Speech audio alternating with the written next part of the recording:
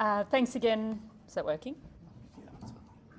Thanks again to Dylan Quinton for inviting me back, and I hope you guys find this useful. And apologies for the good, bad and ugly sort of tagline being used for the second time this conference, but it kind of provides a structure and works well. No conflicts to declare. Just as way of background, I'm an emergency physician at Austin Health, where I mostly do adults, and at Northern Health, where I do some recreational paediatrics once a fortnight with some really sick kids, and it's really fun. I'm going to just flag this at the front because paediatrics is almost always about the history and the examination and how the kid looks, okay? Sometimes you need a test, but not very often. You can get an awful lot of information from taking a really good history and really listening to parents. Parents know their kids, and especially parents of kids with chronic diseases. They know what their kid is like, and you really need to take note of what they're saying because you ignore that at your peril. It will come back and bite you. We're going to go just through a couple of sort of triage presentations because I think it's the way to be most relevant to a broad group of people, sort of people who see kids pre-hospitally and people who see kids at the front door. So first one is 6-year-old who's come in limping and has a fever. So we see fevers all the time. And normally it's accompanied by a runny nose and a cough and some other symptoms. But when it comes with a limp, it makes things a little bit more interesting. So there's a whole bunch of conditions I thought we'd go through. This is not exhaustive, okay? There is a long list of conditions to consider, but I just wanted to talk through some of the more common and interesting ones. So let's start with viral myositis. Has anyone seen a kid with viral myositis or know what it is? Yeah, so maybe 10% of the room. It's known by multiple different names, so benign acute childhood myositis, influenza-associated myositis, viral myositis, acute myositis. It's really common with influenza, but it can be caused by heaps of different viruses. And you pick them as they walk into the ED because they come in one of three ways. Either they're being carried, or they're walking sideways like a crab, or they can be tippy-toeing. So generally in these kids, they've got calf tenderness and pain. Sometimes they get a bit in the anterior medial thighs, but they rarely have sort of tenderness and pain in other muscle groups. It's almost always lower limb. And if it's elsewhere, you start needing to be thinking about other things. They're often also worse when they've just been resting, so when they get up before they get going. When you examine the kid, they're going to have normal range of motion of all the joints. So they shouldn't be stiff. They shouldn't have, acute irritability of any of their joints. But sometimes, like if they're just lying flat in bed, they'll lie pointing their toes just because that's more comfortable on the muscles of their lower limbs. And they won't like it if you push their ankles into dorsiflexion, just like you wouldn't if your calves are really sore after a bad day at the gym. They should have no sensory or motor problems, and if they do, you need to go thinking. Their reflexes should be normal, and if they're not, again, you need to go thinking about other weird and wonderful things. The other thing is they should have bilateral symptoms. It shouldn't all be on one leg. And my general rule of thumb in these kids is that if their urine looks normal, so you don't need to dip it, there's no real reason to do that, but if they've got like yellow urine, they can drink and they are able to have some level of mobility, you can manage them at home. If they're not drinking, they've got really dark tea-coloured urine, so when there's myoglobin in it, or they're just unable to walk, then it's not unreasonable to check some bloods, a creatinine kinase, check their renal function, and get them some IV fluids to help excrete that myoglobin and avoid ongoing renal damage. This varies a little bit depending on who you talk to and who you work with. Some people have a higher tolerance for managing at home. That's just my rule of thumb. Something you don't want is a septic joint. So Septic joints can be tricky. They can be really obvious. Knees are pretty easy to pick. They're red, they're swollen. It's a fairly superficial joint that you can see quite easily. Hips are much more difficult, but they're also a really common site of infection in children. The families will often try and explain limps with an injury. Like, the kid will come in and they'll be like, oh yeah, but yesterday they were on a slippery dip and maybe something happened there. But if the kid walked fine after being on the slippery dip, they probably don't have an injury from the slippery dip. And so trying not to sort of hang off an explanation when you've got something clearly wrong is important. The number of times I've found like serious pathology, but I've been given a vague injury history is really interesting. So just keep that in mind. So hips, knees and ankles, so lower limb, account for almost 80% of septic joints in children. If you've got long-lasting pain, there might be also underlying osteomyelitis, so bone infection. And it can occur at any age, including neonates. I've seen a septic elbow in like a 4-day-old. So it can happen at any age.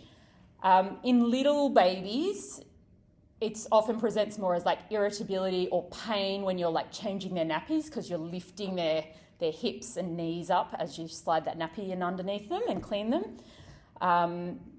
And they more commonly have the bugs that we associate with newborns, things like Group B strep, E. coli. In kids with septic joints, they tend to have persistent pain. So it's not pain that sort of waxes and wanes, it's there all the time. And if they've got hip pathology, they can actually often come in complaining of knee problems because it's referred, okay?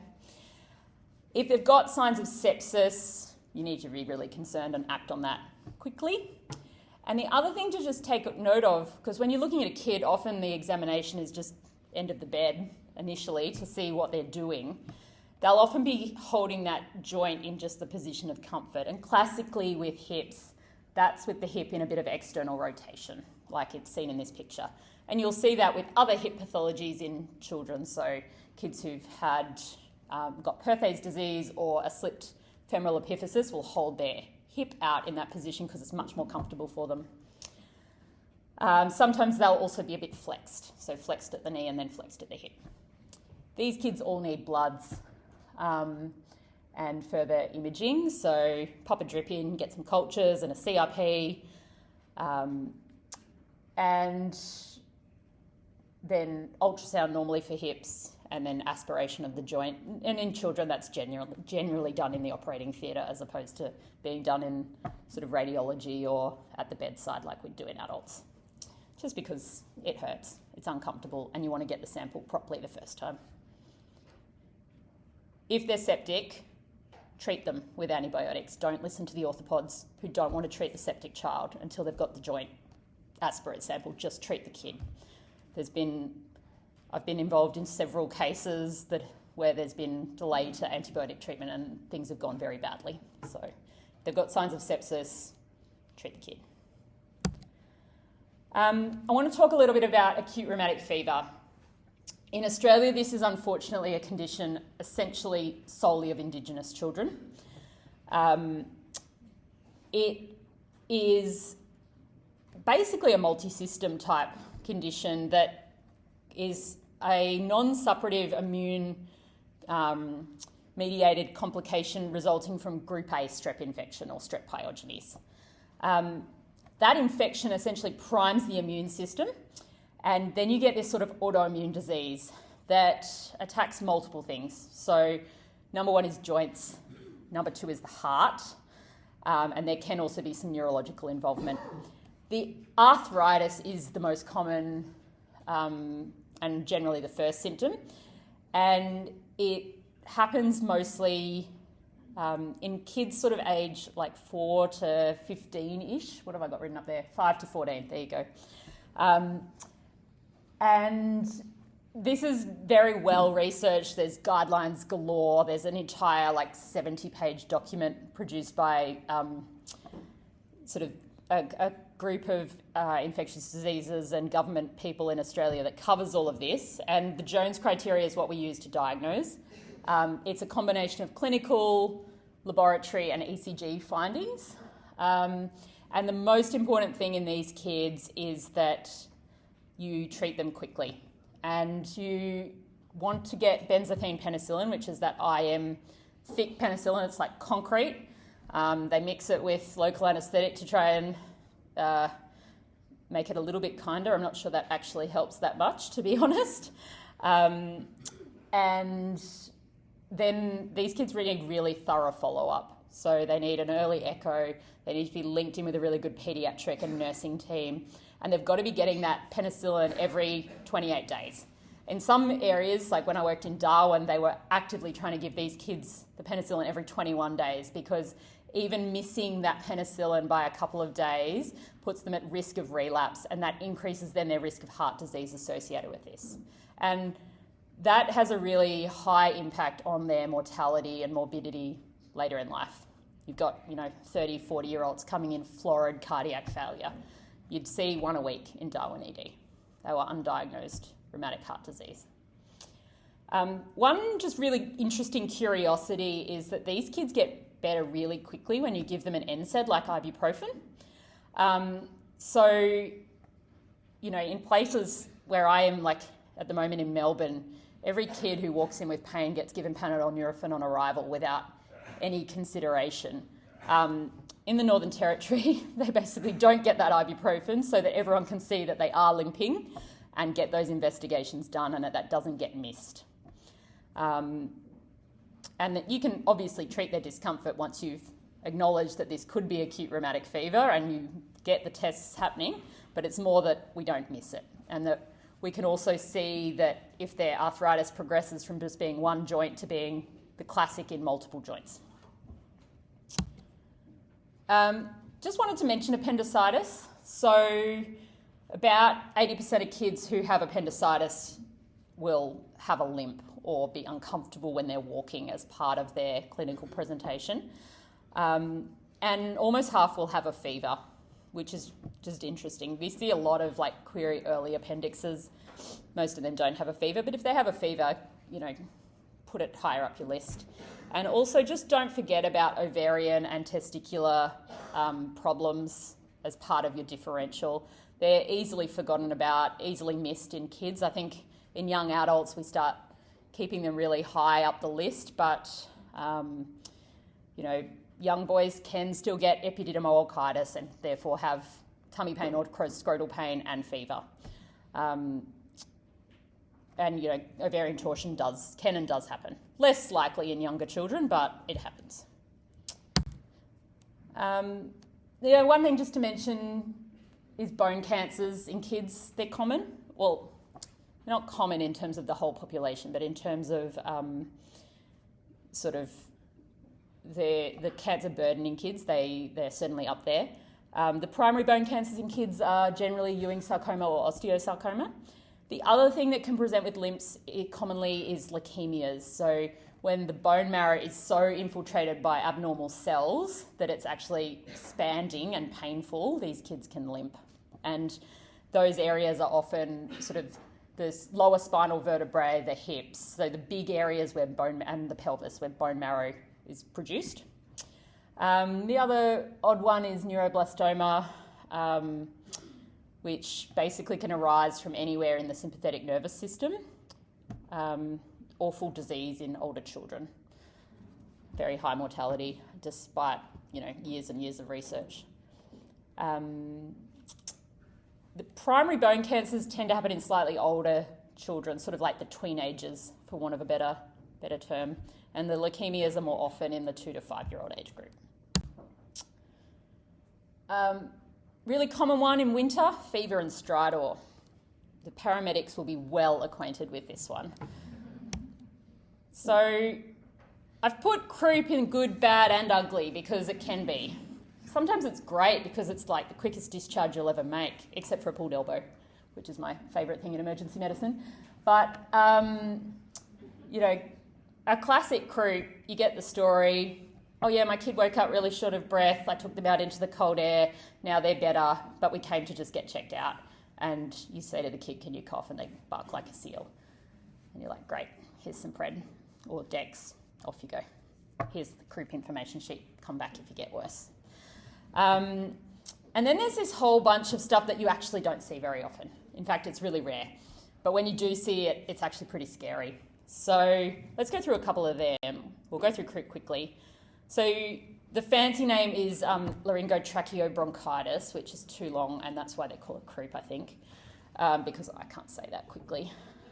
It's almost always viral. It's most common in like the 6 months to 6 years sort of age group. It's almost always worse at night. I remember doing 12 months at the Royal Children's in Melbourne, and I think through those winter months, like the triage nurses would just line up 7 or 8 of them at a time for me, and I'd just like copy and paste the notes after I'd had a quick chat to them and, you know, modify it slightly to make sure it was accurate, but the story was almost always the same. The biggest principles here are minimal handling, like don't upset that kid. They do not need a COVID swab. You do not need to look in their throat unless there's a really good reason to. The less you do for them, the better. Steroids are the mainstay of treatment. That dose depends on what state you work in. Just follow the guideline. No one will get too upset with you if you follow the guideline. We use adrenaline for severe croup, and severe croup implies that there's work of breathing. So the noise in itself, while it can be a bit disconcerting, if they're not working and they otherwise look okay, you can just sort of gently take a breath and keep everyone calm, and things will often settle down. And the important thing also is call for help early if things aren't improving. When we talk about severe croup, it's the noise, the work of breathing, and then some other stuff. So they could be pale, they could be really agitated or drowsy because there's an element of hypoxia. There's often persistent or biphasic stridor at rest. Thanks. And generally their respiratory rate is really abnormal. And hopefully they're going fast as opposed to not breathing, because that's really bad. And if they're hypoxic, that's a really, really bad sign. You do not want this kid to be hypoxic. This is sort of the best video I could find online that seemed to be allowed to be used. So let's just see if we can... What do you reckon, Quinton? You said it was working, didn't you? Yeah. Tracheitis. Has anyone ever seen tracheitis? I've seen it twice. Not many people. It's uncommon, but it's I guess it's a bit of a masquerader in that they look like a croup initially, okay? So the sort of severity rating of croup applies. They often aren't sitting or holding themselves in any particular way like some of the other things we'll discuss. And it's something you really need to have a high degree of suspicion about. So it's kind of the croup who looks sick. It's the croup who isn't just a standard croup. It's the croup who's really febrile and just looks a bit meh around the edges.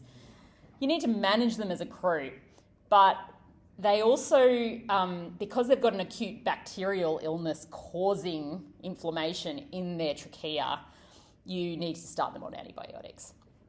The culprits are sort of those pneumonia-type pathogens, the staphs, the streps, those sort of things. And they can get really thick secretions that obstruct their airway, which can be a real problem. Not all of them end up intubated, but a lot of them will get watched in a paediatric ICU setting in case of deterioration.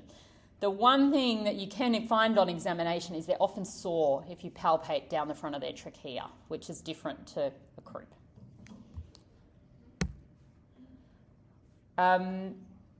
Talk about a little bit about epiglottitis now.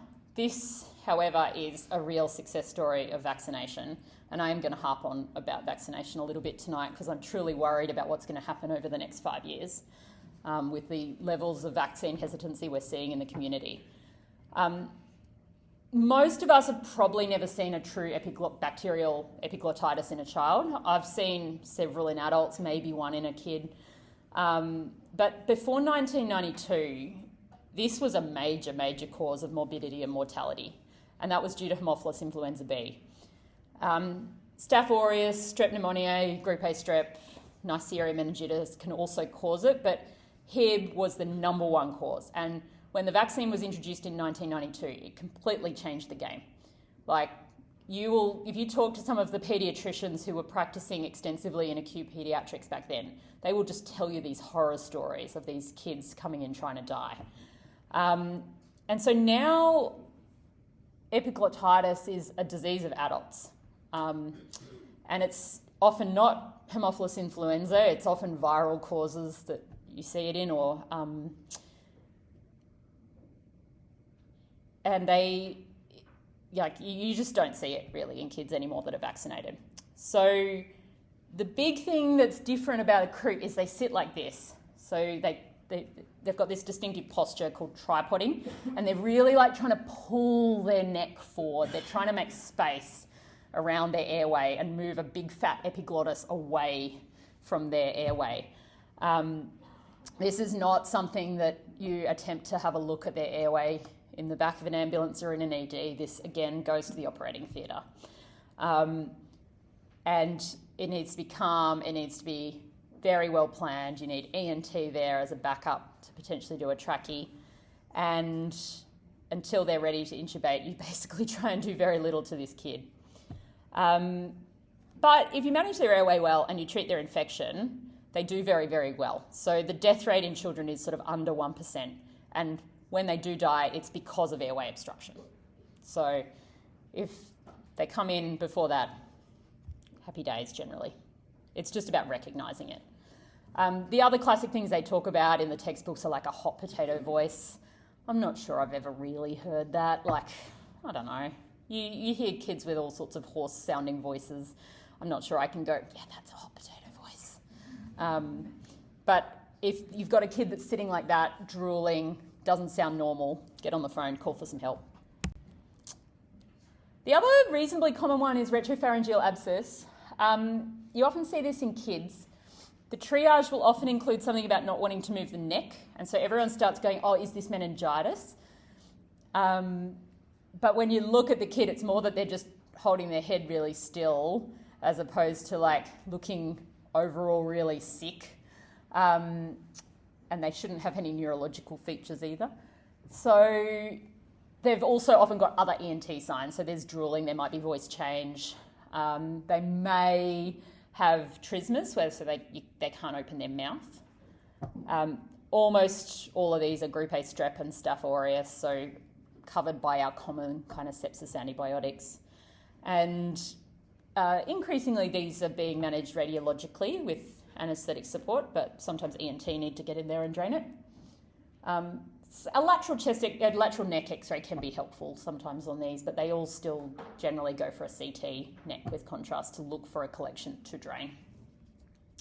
But if you're in a sort of a resource poor environment, then a neck x-ray can sort of give you that information that will help you get the kid to a higher level of care.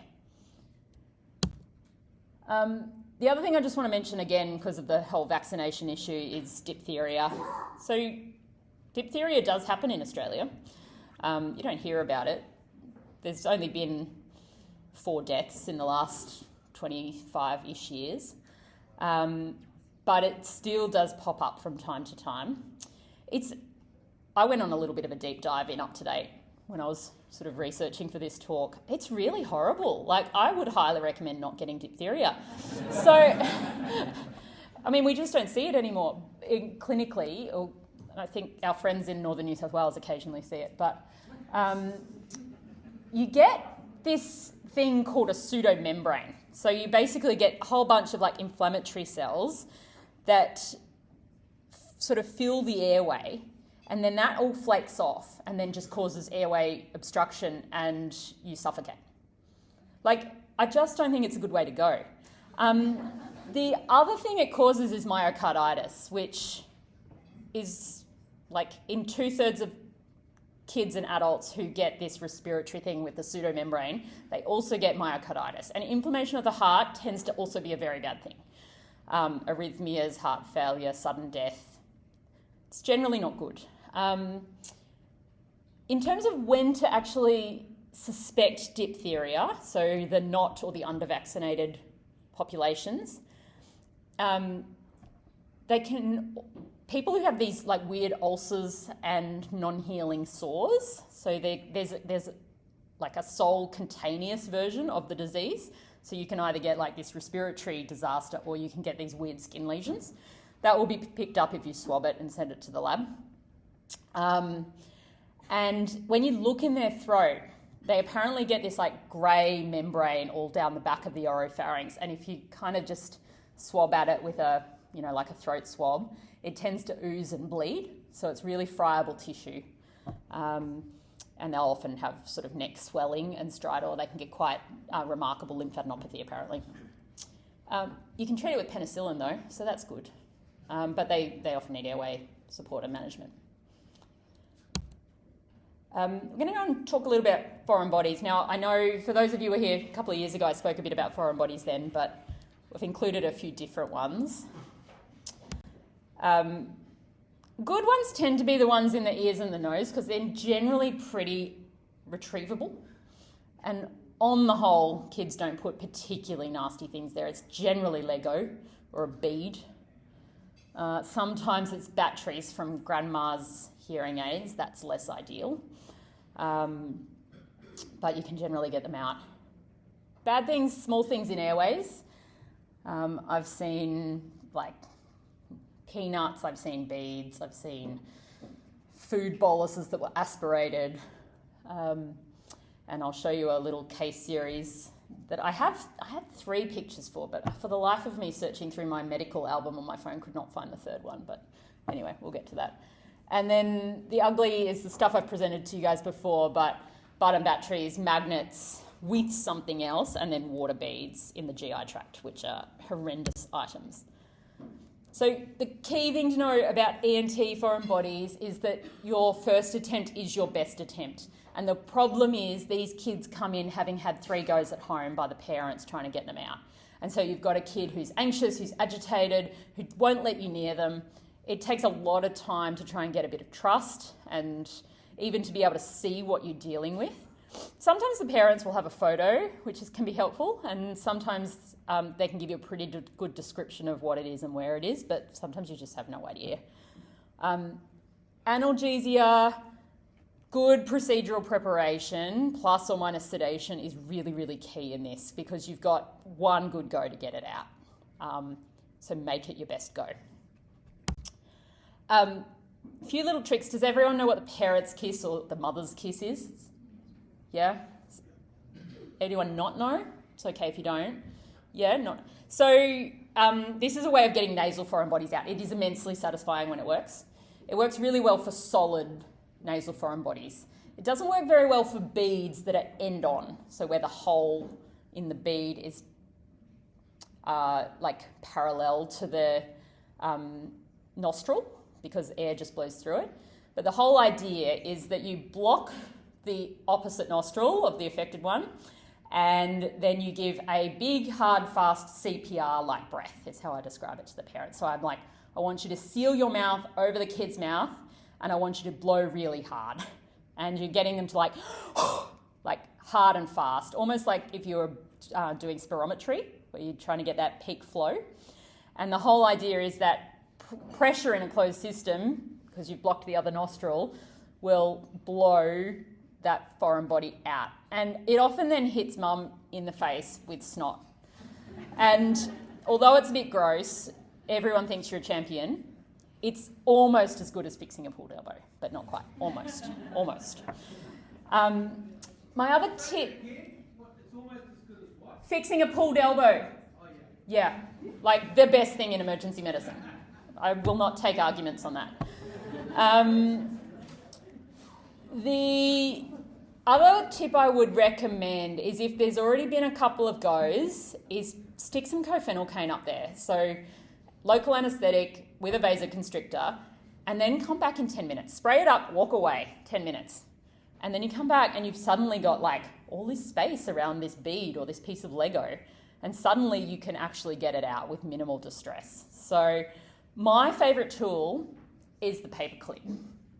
So I make paper clips into these little hooks, and I can just pass it up and around the foreign body and just pull it out.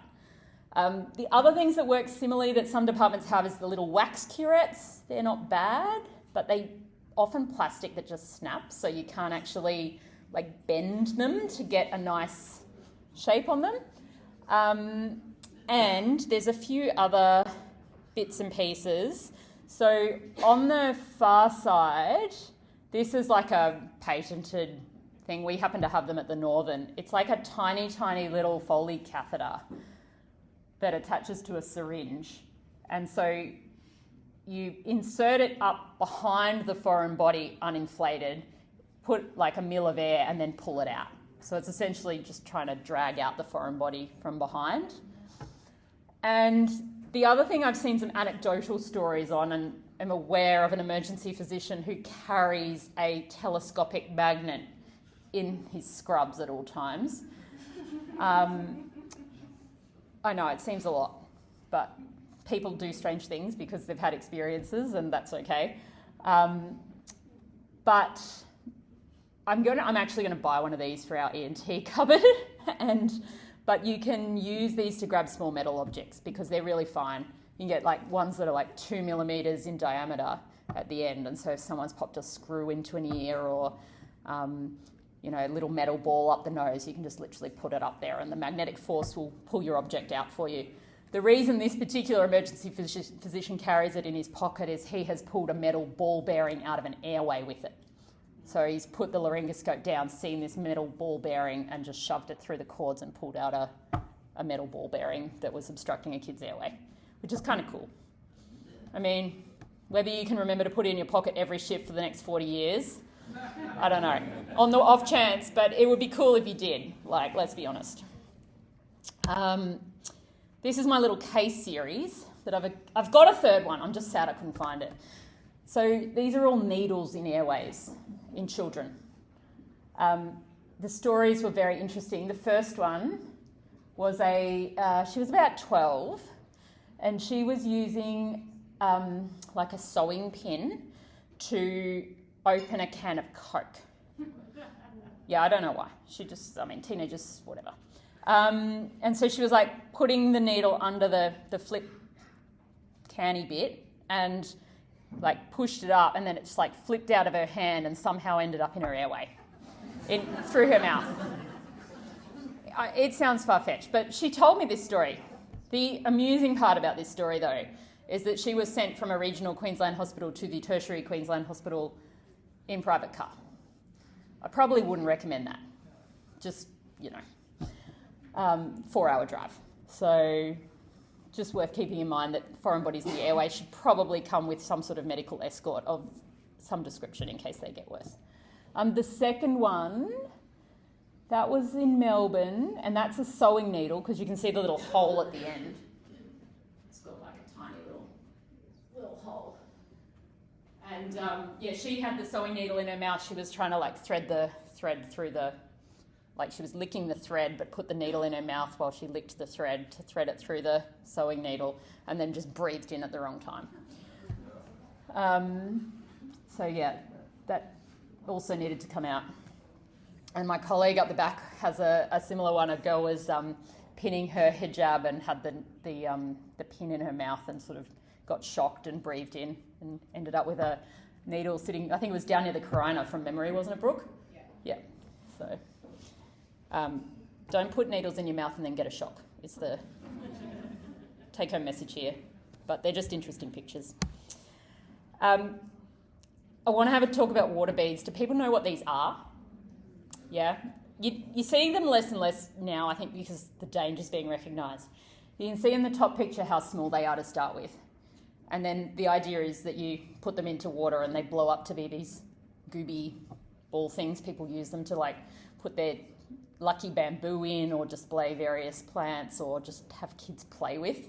Do not have kids play with these. They're a super absorbent polymer. There was a reasonably big study or literature review of about 43 cases of them.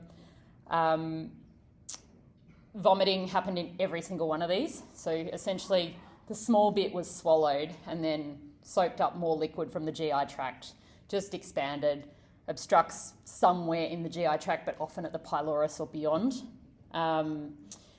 And unfortunately, there's not a great test. So even with CT imaging, 5 out of 10 cases were missed. So difficult. Ultrasound was done in like 34 of the 43 cases. In about 3/4 of those, it was diagnostic, but a quarter wasn't. So again, a quarter was missed on imaging. So you need to have a really high degree of suspicion. You need to get a surgeon involved. They need to go and have a look. And little kids are probably the highest risk because they might not be able to actually tell you what's happened. Whereas hopefully, if you've got an older kid with acute vomiting and you specifically ask them about this, you may be able to get a story out of them. Just don't have them in your house and don't have them anywhere where there's children. Button batteries, they're in the media a lot. They're important to know about. People get really worried about them, which is understandable. The classic things to know are that button batteries, as opposed to coins, will have this double ring sign. So you can see on the AP film on the far side, you've got that sort of halo effect, and that's because of the negative side of the battery being that more prominent bit that sticks up on the lateral. That negative side of the battery is the side that will cause more necrosis. So the risk of severe injury can depend which way that battery has been swallowed. In terms of the injuries that happen, so it's generally it's erosion through the esophagus into the mediastinum, sometimes into major blood vessels, and that's where you get real catastrophic badness when the aorta gets involved. If someone swallows one of these and it makes it into the stomach, generally they're fine. There's lots of protocols, depending on the country, but most of them are re-X-ray in 48 hours if they're asymptomatic and it's in the stomach. The newest thing, I guess, is that honey has been shown to reduce the risk of necrotic injury. So if you've got a kid who's got a button battery stuck in their esophagus, which generally you'll know about because they're uncomfortable, they are drooling, just like anyone who's got something stuck in their esophagus, you just start giving them honey. So they need to ideally be over 12 months of age because of a very small risk of, I'm having a mind blank. Thank you, botulism. So 10 mils every 10 minutes up to 6 doses is what the Victorian guideline says in children over 12 months. But in younger kids, you could consider giving jam because that doesn't have the risk of botulism that honey has. There's been an animal study done by the toxicologists in New South Wales looking at jam, and it seems to work on that animal model. So it would stand to reason that it probably would work in humans. I don't think anyone will be able to do an RCT on this, so it will remain a evidence-free zone, but it seems to make sense. Basically give something that can slip and slide around the button and kind of button battery and lubricate the area and try and protect the mucosa until you can get that thing out. I guess from a paramedic point of view, if you're in a city, take these kids to the place that it can come out. Know your institutions and ideally just take them to the tertiary children's hospital, because if you bring them to the local hospital, you're then delaying that transfer even longer. And I've had a couple show up to our hospital because we have ENT, but they don't have the right size equipment to do it. And so it's just really important to, even if you call ahead and if they say no, please don't bring them to us, take them elsewhere, just please take them, because the time is it's really critical here. And even another 15-minute delay to getting that out is going to cause more injury and more burn to the esophagus. Magnet, I call this Magnet Plus because one magnet's fine. If you swallow one magnet, it's not going to cause a problem. It will come out, assuming it's not a big size. It's when you swallow 2 magnets or a magnet plus something metal that it can attach to. And if you swallow them together, attached to each other, it's probably not going to be an issue. The issue is when you swallow them spaced apart and you essentially end up getting one magnet in one loop of small bowel and the other magnet in the other loop of small bowel, and then it attaches to, the magnets are drawn together and they squeeze those loops of small bowel together. And then you get necrosis of that tissue between the magnets. Then you get small bowel perforation. You get fecal matter in the abdomen. That's bad. So just to have a high degree of suspicion, if you see more than one object, get in touch with your gastroenterologists or the surgeons to make a plan on what next. And sometimes that will be serial observations, serial x-rays, repeat clinical exam. And that's okay, but you've just got to call the right people in. And that's it. Any questions?